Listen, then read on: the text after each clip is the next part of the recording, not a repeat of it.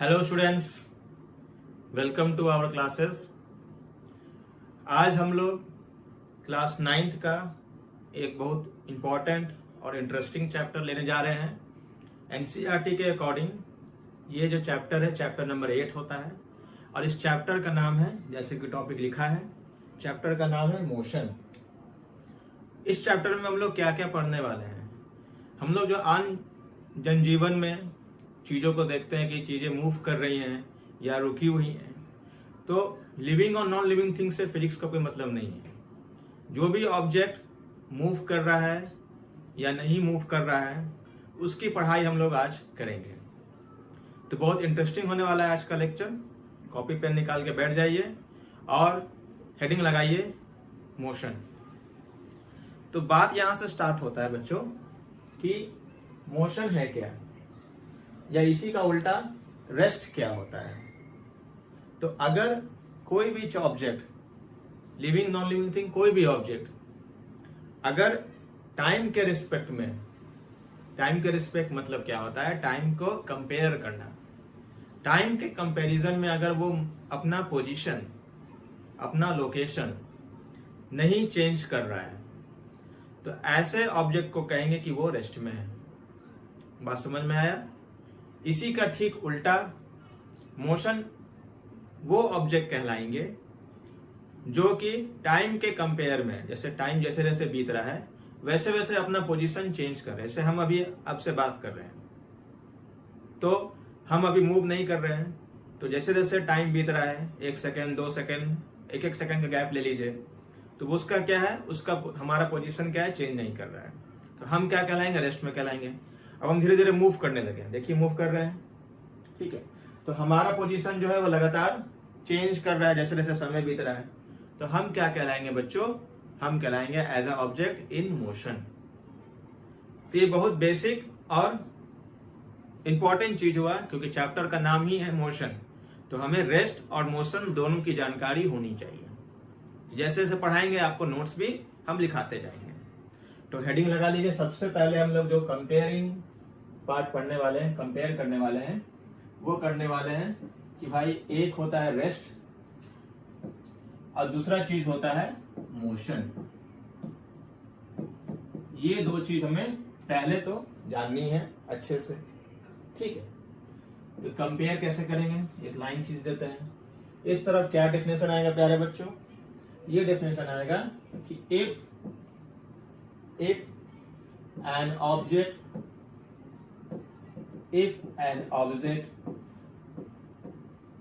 does not change its position का मतलब अपना location, does not change its position with respect to, ये क्या लिखा है बच्चों, with respect to. With respect to कहने मतलब कि टाइम को इज्जत नहीं दे रहे हैं, टाइम से कंपेयर कर रहे हैं। हम लोग जो ह्यूमन नेचर क्या है, हर चीज कंपेयर करते हैं ना।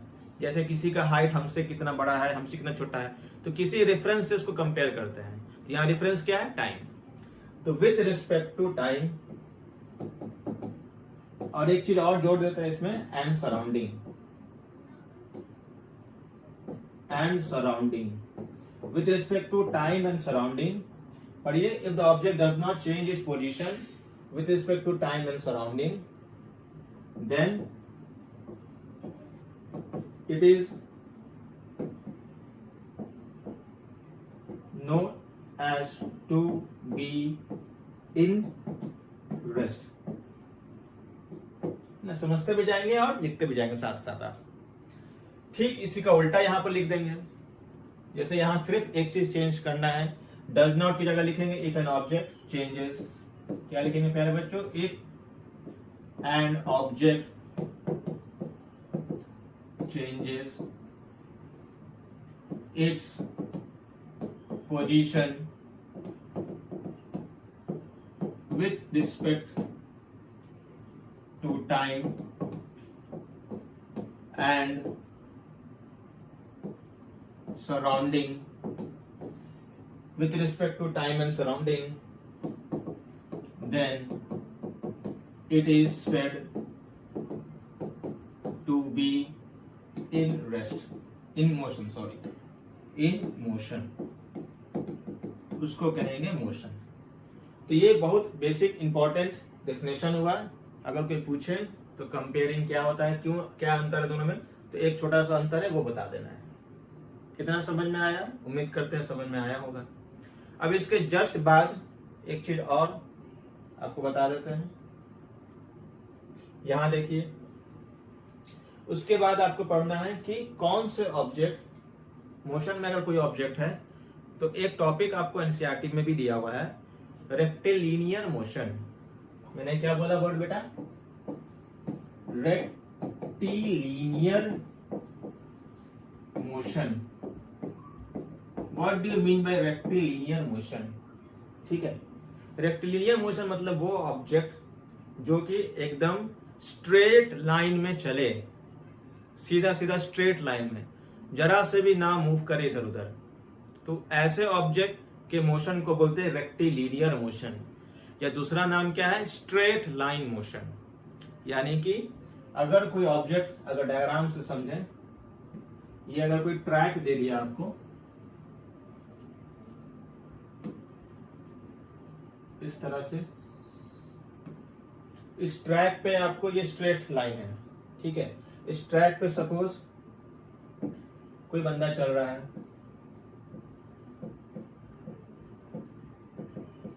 ठीक है, ये एकदम सीधा चल रहा है, इसी ट्रैक पे चल रहा है, चलते जा रहा है, चलते जा रहा है। तो ये हमेशा क्या है, हर एक जो अपना लेग रखेगा, अपना कदम आगे बढ़ाएगा, वो स्ट्रेट लाइन पे रखेगा। यानी हर एक पॉइंट को अगर जोड़ते जाएंगे तो सीधा लाइन ही आएगा ना। तो यानी कि ऐसे मोशन को बोलेंगे स्ट्रेट लाइन मोशन या रेक्टिलिनियर मोशन। ठीक है, डेफिनेशन पूछ देगा आपके स्कूल के एग्जाम में या फिर आपके कोई भी कॉम्पिटिटिव एग्जाम में, तो ऑप्शन दिया रहेगा। आजकल असर्शन रीजन का जमाना है, एमसीक्यू बना देगा। तो आपको ये बता देना है कि ऐसे मोशन, ठीक है, एन ऑब्जेक्ट, क्या कहेंगे इसके बारे में, इसकी परिभाषा क्या बनेगी?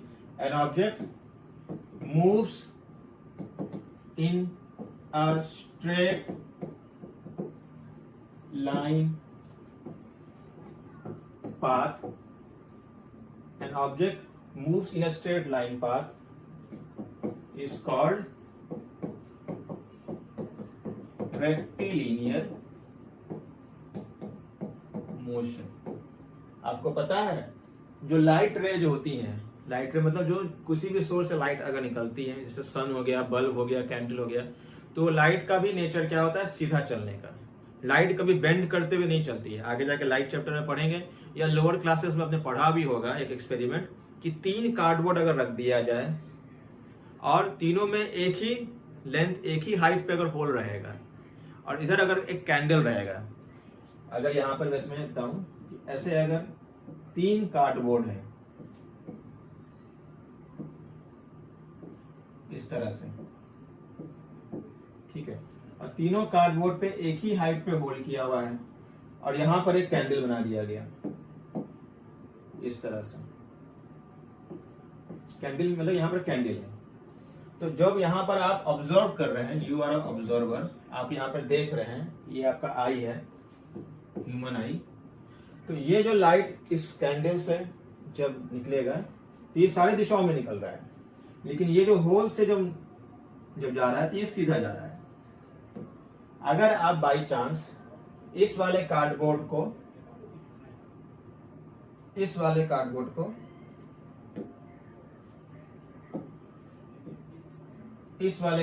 को अगर आप मान लीजिए नीचे रख दें, या इसका पोजीशन थोड़ा सा नीचे कर दें, ऐसे कर दें, ऐसे यहां पर, तो फिर ऐसा नहीं होगा कि लाइट आपका जब ऐसे जा रहा था यहां ब्लॉक हो गया। ऐसा नहीं होगा कि ये यहां से गया और यहां जाने के बाद ऐसे आ जाएगा और फिर ऐसे चल जाएगा। ऐसे लाइट कभी ट्रेवल नहीं करता, यानी आपके आई को अब ये कैंडल विजिबल नहीं होगा। पहले विजिबल था। तो लाइट भी ट्रेवल करता है रेक्टिलिनियर मोशन में, यानी सीधा जाता है, किसी भी डायरेक्शन में जाएगा वो सीधा ही जाएगा, वो दाएं बाएं तिरछे नहीं चलता। तो इससे आप अपने को रिलेट कर सकते हैं। लाइट का एग्जांपल याद रखिएगा। ठीक है, आगे बढ़े बच्चों। ठीक है, आइए आगे। हमारा जो नेक्स्ट टॉपिक है प्यारे बच्चों, वो है दो बड़ी इंपॉर्टेंट चीज है। ठीक है, एक है डिस्टेंस और दूसरा चीज कहलाता है डिस्प्लेसमेंट। क्या मैंने कहा बच्चों? डिस्टेंस, डिस्टेंस और एक चीज डिस्प्लेसमेंट। बड़ा इंपॉर्टेंट टॉपिक है, इसका 4 से 5 डिफरेंस है। डिफरेंस इसलिए पढ़ाएंगे ताकि साथ साथ डेफिनेशन भी पढ़ लें, इसके बारे में भी जान लें और क्या अंतर है दोनों में वो भी सीख लेंगे। ठीक है, तो 1 बाय 1 सारे पॉइंट्स को अच्छे से पढ़ेंगे और उसका हम लोग एग्जाम्पल भी लेते चलेंगे। पहले क्या होता है डिस्टेंस, आइए देखते हैं। देखिए, सपोज दैट आपका घर है, ये आपका घर है ना, ऐसा 2 स्टोरी बिल्डिंग में मस्त आपका घर है, होम घर है आपका। और भाई साहब आपका ये स्कूल है, यहाँ पे 2-3 बिल्डिंग पे आपका स्कूल बना हुआ है। ठीक है, स्कूल। ठीक है, आपको सुबह सुबह तैयार होके घर से स्कूल जाना होता है, चाहे जैसे भी जाएं, बस से जाएं, ऑटो से जाएं, पापा छोड़े बाइक से, है ना, कार से जाएं, रिक्शा से जाएं। तो स्कूल से जब घर आ रहे हैं, घर से स्कूल जा रहे हैं सॉरी, तो हो सकता है आपके पास 2-3 रास्ते हों। एक थोड़ा लंबा रास्ता हो, एक थोड़ा शॉर्टकट भी हो। जैसे यहाँ मैं 2-3 रास्ते बना देता हूँ, इस तरह से, ऐसे एक रास्ता ये हो गया, इसका नाम दे दिए S1। ठीक है, एक एकदम बिल्कुल बिल्कुल एकदम सीधा रास्ता है, एकदम कोई घुमावदार नहीं है, एकदम सीधा रास्ता है, S2। और तीसरा रास्ता भी ऐसा घुमावदार है, S3। अब कौन सा रास्ता डिस्टेंस है, कौन सा रास्ता डिस्प्लेसमेंट है? तो डेफिनेशन जरा सुनिए। डिस्टेंस कहलाता है length of the path travel by the object. जिस रास्ते से होते हुए आप एक जगह से दूसरे जगह जा रहे हैं, उस रास्ते की जो लंबाई होती है, उस लंबाई को नाप लिए, वो कहलाएगा डिस्टेंस। ठीक है, डिस्प्लेसमेंट क्या होता है? डिस्प्लेसमेंट है कि जहां से आप अपनी जर्नी की शुरुआत किए हैं, ये आपका स्टार्टिंग पॉइंट है, ये आपका स्टार्टिंग पॉइंट, यहां से आपकी जर्नी की शुरुआत हुई, ये आपका फाइनल है, यहां जर्नी खत्म हो गया। तो इस दोनों पॉइंट को जोड़ दिए सीधी लाइन से, तो ये जो रास्ता है, ये जो लेंथ है, ये कहलाएगा डिस्प्लेसमेंट। यानी कि आप ही बताइए कौन सा डिस्टेंस होगा, कौन सा डिस्प्लेसमेंट होगा, बताइए। तो भाई ये जो होगा, ये क्या कहलाएगा? ये कहलाएगा डिस्टेंस, क्योंकि ये तो स्टार्टिंग और फाइनल को जोड़ के नहीं बना है। देखिए, ये तो टेढ़ा मेरा रास्ता है, तो इस पूरे रास्ते को नाप लिए, लेंथ, इसकी लंबाई नाप लिए, ये कहलाएगा डिस्टेंस। ये तो एकदम सीधा सीधा चल रहे हैं हम लोग, देखिए S2 जो है, ये कहलाएगा डिस्प्लेसमेंट, और ये भी वही डिस्टेंस ही है, क्योंकि ये इनिशियल और फाइनल, स्टार्टिंग और फाइनल को जोड़ के नहीं बना है। ये तो रास्ता अपना जैसे जैसे मिल रहा है वैसे वैसे हम लोग जा रहे हैं, ये भी कहलाएगा डिस्टेंस। तो बेसिकली यही अंतर होता है डिस्टेंस और डिस्प्लेसमेंट में। तो बड़ा कौन हुआ? ऑब्वियसली बड़ा होगा डिस्टेंस और छोटा होगा डिस्प्लेसमेंट। बराबर भी हो सकता है। मान लीजिए हमारे पास एक ही रास्ता है आने का, एक ही रास्ता है जाने का, ये है S2। तो इसी रास्ते से जाना, इसी रास्ते से आना है, मतलब एक ही रास्ता सीधा सीधा वाला। तो डिस्टेंस और डिस्प्लेसमेंट बराबर हो गया। क्या डिस्टेंस छोटा होगा डिस्प्लेसमेंट से? सोच के बताओ, सोचो। डिस्टेंस कभी भी डिस्प्लेसमेंट से छोटा नहीं होगा, या तो बराबर होगा या तो उससे बड़ा ही होगा। ठीक है, देख पा रहे हैं यहाँ पर डायग्राम में। तो बहुत सारी चीजें हम लोग एनालाइज किए, उसका हम लोग पॉइंट वाइज डेफिनेशन कंपैरिजन करेंगे। आइए, पहला तो डेफिनेशन, क्या डेफिनेशन है, उस पे एक पॉइंट बन जाएगा प्यारे बच्चों। पहला पॉइंट क्या है डिस्टेंस का, जो हम लोग डेफिनेशन बनाते हैं कि it is the length of the path traveled, is the length of the path traveled by an object from one to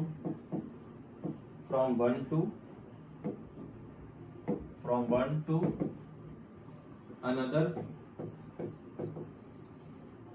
position, from one to another position। और ये क्या है, इट इज स्पेसिफाइड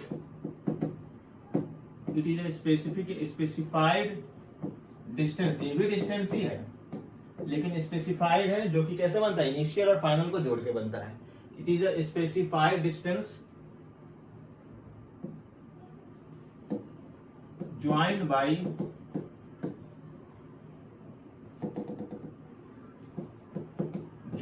बाय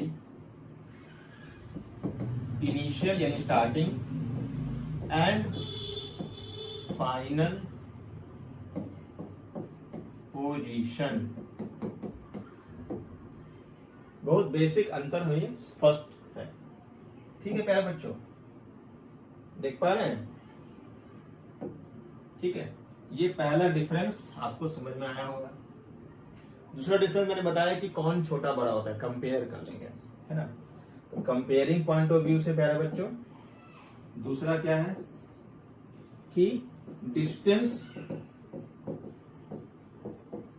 हमेशा बड़ा होगा या बराबर। ये इनइक्वालिटी आता है मैथ्स में। इनइक्वालिटी मतलब आप दो चीज को कंपेयर कर रहे हैं, है ना, दो नंबर को कंपेयर की, जैसे 5 और 7 कौन बड़ा होगा, 5 बड़ा होगा, तो ऐसा कंपेयर कर लीजिए। ठीक है, ऐसे भी लिख सकते हैं 5 और 3 में कौन बड़ा होगा, 5 बड़ा होगा। तो ऐसे करके कंपेयर कर, तो कंपेयरिंग जब होता है तो ऐसे इनइक्वालिटी आता है, ग्रेटर देन। ठीक है, ये सब जानते होंगे। ठीक है, तो ये ग्रेटर देन डिस्प्लेसमेंट, डिस्प्लेसमेंट लिखा शॉर्ट में। ठीक है, इसी का उल्टा कर दीजिए, एक डिफरेंस बन गया कि displacement is less than equal to distance. ठीक है, इसी पॉइंट को हम दूसरे ढंग से भी समझा सकते हैं। यहां देखिए, इस डायग्राम के बाद एक समझाता है। सपोज दैट, सुनिए ध्यान से,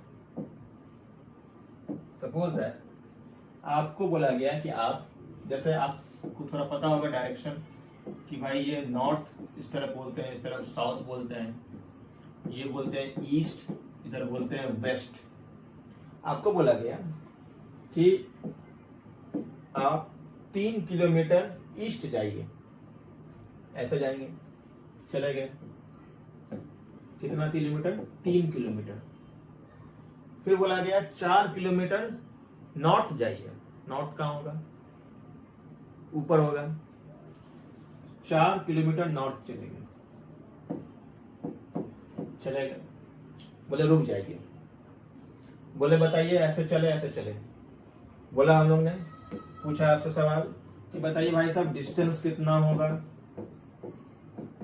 और भाई साहब डिस्प्लेसमेंट कितना होगा, कैसे बताएंगे, बताओ, सोचो। डिस्टेंस बहुत आसान है निकालना, बोलेंगे जिस रास्ते से होते हुए गए उस रास्ते की लंबाई को जोड़ दीजिए, आ गया। तो रास्ता क्या है भाई साहब, तो 3 गए और 4 गए, यही रास्ता से होकर जा रहे हैं ना, देखो। तो 3 और 4 कितना होता है, 7 किलोमीटर गए। ठीक, डिस्प्लेसमेंट कितना होगा, तो डिस्प्लेसमेंट कैसे होगा, तो ये मेरा स्टार्टिंग जर्नी है, यहाँ पर जर्नी खत्म हो गया, दोनों को सीधा लाइन से जोड़ देते हैं, है ना, ऐसे जोड़ देते हैं। डॉटेड से क्यों जोड़ेंगे, सीधा जोड़ेंगे गोल्ड लाइन से, ऐसे। बोलेंगे यही डिस्प्लेसमेंट है, कितना होगा। तो शायद आपने पढ़ा होगा मैथमेटिक्स में राइट एंगल ट्राइंगल, और राइट एंगल ट्राइंगल में हमेशा लगता है पाइथागोरस थ्योरम। तो आप देखिएगा जैसे यहाँ पर जो नॉर्थ है या जो ईस्ट है नॉर्थ है, दोनों के बीच में एंगल बन रहा है, देखो 90 डिग्री बन रहा है। तो ये हो गया आपका क्या, अगर आपको पता हो तो ये जो 90 के सामने होता है हाइपोटेनस होता है, और नीचे वाला जो है ये बेस है, ट्राइंगल बन रहा है ना, ये क्या है, ये बेस है, बी फॉर बेस। ये क्या बेटा, परपेंडिकुलर, ये जिसको हाइट भी बोलते हैं, एल्टीट्यूड भी बोलते हैं। तो ये दोनों को अगर बताए हमको, तो इस हाइपोटेनस को निकालना कौन दिक्कत है, पाइथागोरस थ्योरम जानते हैं तो लिखा देंगे भाई, perpendicular square plus base square का रूट, 4 का स्क्वायर 4 का स्क्वायर कितना 16, 16 प्लस 9 ये आ जाएगा 25, 25 का कितना होता है लेंथ 5 किलोमीटर, यानी ये आ गया 5 किलोमीटर। अब ये दोनों में बड़ा कौन है, 7 किलोमीटर 5 किलोमीटर, कौन बड़ा है, 7 किलोमीटर बड़ा है। 7 किलोमीटर क्या है, डिस्टेंस है ना, तो डिस्टेंस बड़ा होगा, डिस्प्लेसमेंट छोटा होगा। बराबर भी हो सकता है, मैंने बताया कि ये एक ही रास्ता जाने का एक ही रास्ता आने का, तो बराबर होगा।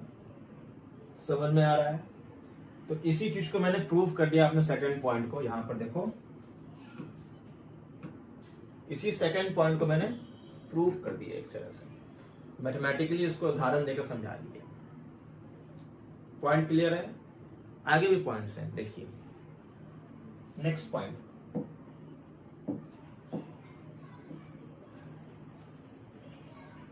Next point number 3। Point number 3 क्या है बच्चों, पॉइंट नंबर 3 क्या है कि डिस्टेंस जो है उसको बोलते हैं, ये स्केलर क्वांटिटी होता है, स्केलर क्वांटिटी समझाते हैं क्या चीज, हर चीज डिटेल में समझाएंगे। और इसके विपरीत डिस्प्लेसमेंट होता है वेक्टर क्वांटिटी,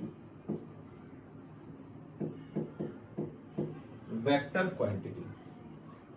क्या होता है स्केलर, क्या होता है वेक्टर, समझते हैं, आइए समझिए अच्छे से बेटा। स्केलर जैसे फिजिक्स में होता है ना, फिजिक्स में जो भी फिजिकल क्वांटिटीज होते हैं, फिजिकल क्वांटिटी मतलब लेंथ, मास, टाइम, आगे जाके पढ़ेंगे करंट, एरिया, डेंसिटी, बहुत सारी चीजें पढ़ेंगे। तो जो भी फिजिकल क्वांटिटी ये सब जो होते हैं वो या तो वेक्टर होते हैं या तो स्केलर होते हैं। स्केलर क्या होता है, स्केलर मतलब होता है ऐसे फिजिकल क्वांटिटी जिसका मैग्नीट्यूड होता है, मैग्नीट्यूड, और इसका कोई ना कोई एक यूनिट होगा। जैसे मैं बोल दिया कि बाजार से 5 किलो चीनी लेते हैं आप, तो मैंने क्या बोला वर्ड, 5 किलो, तो 5 हो गया मैग्नीट्यूड और केजी हो गया इसका यूनिट। तो ये हो गया 5 किलो क्या है, मास है। तो मास एक फिजिकल क्वांटिटी है, मैंने वर्ड क्या यूज किया, फिजिकल क्वांटिटी। ये क्या है, एक फिजिकल क्वांटिटी है। तो फिजिकल क्वांटिटी ऐसा है जिसका सिर्फ मैग्नीट्यूड है और डायरेक्शन यूनिट है। किसी भी डायरेक्शन में उस 5 किलो को अगर नापिएगा तो क्या 10 किलो थोड़ी ना हो जाएगा। नॉर्थ में नापिए, साउथ में नापिए, ईस्ट में नापिए, वेस्ट में नापिए, ऊपर नापिए, नीचे नापिए, anyway it will be only 5 kilo, जब तक उसमें छेड़छाड़ ना हो। तो ये क्वांटिटी क्या है, ये स्केलर ही कहलाएगा। मैं बोल रहा हूं कि अभी घड़ी में 5 बज रहा है, 5 PM, टाइम कितना हो रहा है, 5 PM। तो बगल वाले कमरे में क्या 10 PM हो जाएगा या 7 PM हो जाएगा, ऐसा तो नहीं है। तो किसी भी डायरेक्शन में टाइम जो होगा वो 5 PM होगा, यानी टाइम का कोई डायरेक्शन नहीं है। हाँ, दूसरे देश में अलग बात है, वो अलग बात है, वो डायरेक्शन दूसरा चीज है।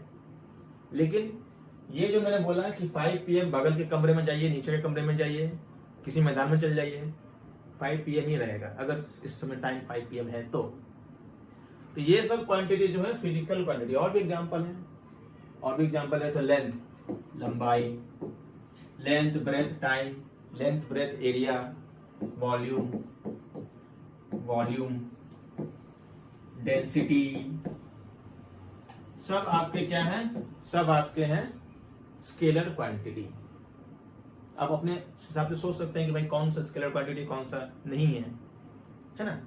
स्केलर है ये, क्योंकि इसका कोई डायरेक्शन नहीं होता, नो डायरेक्शन, कोई डायरेक्शन नहीं होता, किसी भी डायरेक्शन में इसको कोई फर्क नहीं पड़ता, इसलिए डायरेक्शन से कोई लेना देना है ही नहीं। लेकिन अब आइए वेक्टर का मतलब समझते हैं। वेक्टर थोड़ा सा ध्यान लगाइए क्या है, क्योंकि आगे जाके जब क्लास 11th में जाएंगे तो जहां भी पढ़े वहां आपको पहला टॉपिक वेक्टर ही पढ़ाया जाता है, ठीक है? और भी कोई चैप्टर स्टार्ट कर सकते हैं, लेकिन बेसिकली वेक्टर से शुरुआत करना अच्छा होता है। चैप्टर का नाम ही है वेक्टर। वेक्टर क्या होता है कि ऐसे फिजिकल क्वांटिटी जिसका मैग्नीट्यूड हो, यूनिट हो, और एक चीज और हो जिसको बोलते हैं डायरेक्शन। डायरेक्शन, दिशा, किस दिशा में हम लोग लगा रहे हैं उस वेक्टर क्वांटिटी को, बड़ा इंपॉर्टेंट है। जैसे एग्जांपल समझाते हैं, जैसे एक चीज आप पढ़ेंगे नेक्स्ट चैप्टर में, इसका नाम है फोर्स, हिंदी में बोलते हैं बल। फोर्स एक वेक्टर क्वांटिटी। जैसे सोचिए, अगर आपके पास एक किताब है, वो टेबल पे रखी हुई है, आपने लगाया फोर्स ऐसे, धक्का ऐसे लगाया, समझा रहे हैं कैसे डायरेक्शन पर डिपेंड करता है, क्यों डिक्लेयर कर रहे हैं इसको वेक्टर क्वांटिटी। आपने फोर्स लगाया ऐसे, तो इसका मोशन कैसा होगा? मोशन मतलब चलने का, धक्का लगेगा, धक्के लगे तो चलेगा ही, बल लगा रहे हैं तो ये ऐसे मोशन में जाएगा, इसका मोशन ऐसे होगी। लेकिन हम फोर्स ऐसे ना लगा के हम ऐसे उठाएं उसको, ऊपर से ऐसे ऐसे उठा रहे हैं, फोर्स ऐसे लगा रहे हैं, तो इसका मोशन भी क्या होगा? ऊपर ही होगा।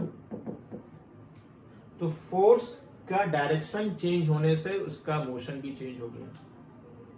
तो फोर्स मोशन पे डिपेंड करता है या डायरेक्शन पे डिपेंड करता है। तो इस तरह से निर्णय लेते हैं कि कौन सा फिजिकल क्वांटिटी वेक्टर है या स्केलर है। बहुत सारे फिजिकल क्वांटिटी वेक्टर होते हैं, आगे आने वाले क्लासेस में आप पढ़ेंगे। मैं कुछ एग्जांपल दे देता हूं, जैसे फोर्स का एग्जांपल दिया जी, और एग्जांपल देखिएगा आगे जाके इनके कई एग्जांपल हैं। जैसे हमें याद आ रहा है एक एग्जांपल, जैसे टॉर्क, डिस्प्लेसमेंट, अभी जैसे हम लोगों ने पढ़ा डिस्प्लेसमेंट, टॉर्क, डिस्प्लेसमेंट, ये सब जो है वेक्टर क्वांटिटी। मोमेंटम आपने पढ़ने वाले हैं, आप मोमेंटम चैप्टर नंबर 9 में पढ़ने वाले मोमेंटम वेक्टर क्वांटिटी है। इस तरह से कई एग्जांपल वेक्टर क्वांटिटी के आपको मिलते जाएंगे, ठीक है? तो डिस्प्लेसमेंट इसीलिए वेक्टर क्वांटिटी है क्योंकि उसका डायरेक्शन है। जैसे कि अगर हम लोग आगे चलेंगे, यहां से जीरो स्टार्ट है, मान लीजिए जीरो से हम लोग नाप रहे हैं, इस दिशा में 2 कदम चले तो बोलेंगे प्लस चल रहे हैं आप। अगर हम उल्टा दिशा में चल रहे हैं तो बोलेंगे माइनस चल रहे हैं। तो डायरेक्शन पे डिपेंड करता है। जैसे मैथ में आप आगे पढ़ेंगे कोऑर्डिनेट ज्योमेट्री, तो आप नंबर लाइन पे बनाते भी होंगे, ऐसे इंटीजर्स बनाते, इंटीजर चैप्टर होगा तो नंबर लाइन पे आप बनाते भी होंगे। ये क्या आ गया?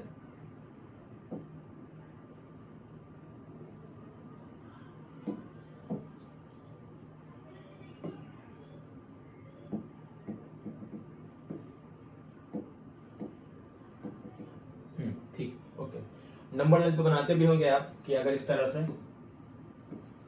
अगर ये 0 है, यहाँ लिखते हैं 1, यहाँ लिखते हैं 2, यहाँ लिखते हैं -1, तो आप इस डायरेक्शन में चल रहे हैं तो आपका डिस्प्लेसमेंट पॉजिटिव, उल्टे डायरेक्शन में चल रहे हैं तो आपका डिस्प्लेसमेंट नेगेटिव।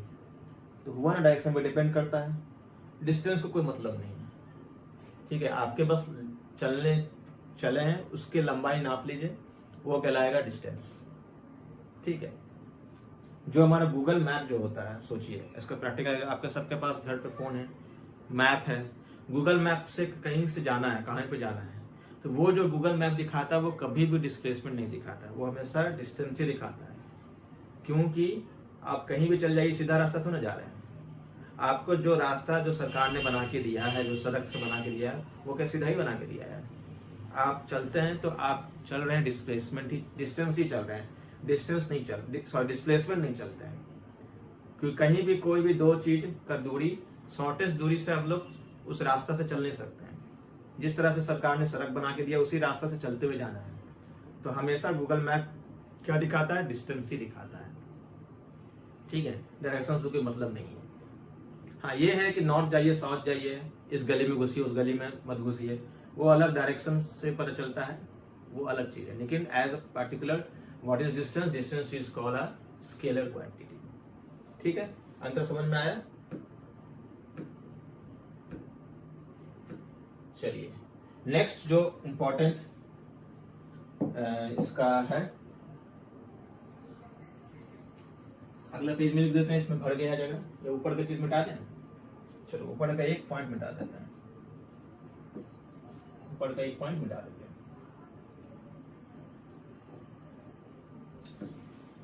क्लास को सीरियसली लीजिए, ये आपको यहाँ पर नोट्स के साथ साथ समझा भी दिया जा रहा है, ठीक है।